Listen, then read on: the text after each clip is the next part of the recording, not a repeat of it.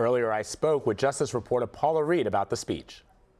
He's not just talking about individuals who cross the border. He's going after the entire system down there. He talked about the coyotes, the traffickers, people who bring people across the border, usually in exchange for money. He says he's going to target them. He's also going to go after people who give them forged documents. There's a whole industry of stealing identities, making fake passports, fake credit cards, fake IDs to help people get across the border. And he also wants to target drug cartels that smuggle drugs and people across the border. So he said in addition to just focusing on people, he wants to focus on the whole system that facilitates illegal immigration.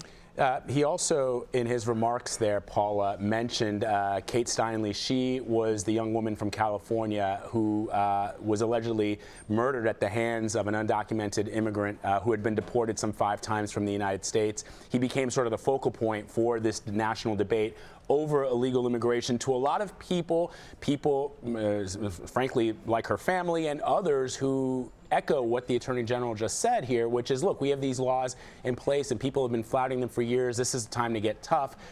Certainly there's an understanding that people will certainly feel that way. But what are some of the critics of this new policy saying? So some immigration advocates are telling us that, they believe this policy doesn't really take into consideration children. For example, if you end the so-called catch and release policy at the border, if you're detaining every single adult who comes across the border, if they cross with children, they're asking, well, what happens to the kids?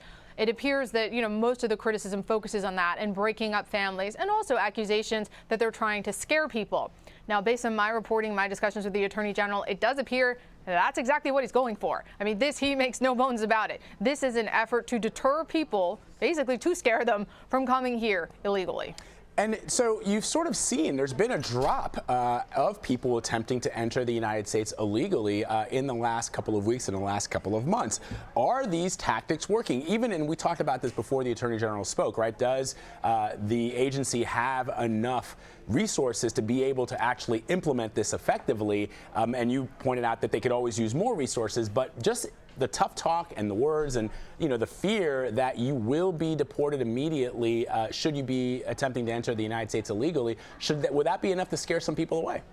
It does appear that if their goal was to deter people from attempting to cross the U.S.'s southern border, that it is working. Now, you also have the issue of people who are here illegally.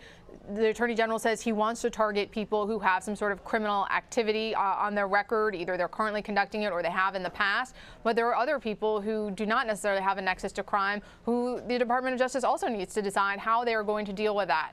So, yes, it appears that if their goal was to deter people, it does appear that they are succeeding in that effort. But there's a whole other challenge, Vlad, that they have dealing with the millions of people who are here and whether or not they're going to send them for deportation proceedings. And if they do that, how they do it, how long it takes, and how effective it'll be. This is a struggle this country has long grappled with, Paula. We'll see how it goes from here. Thank you so much. We appreciate it.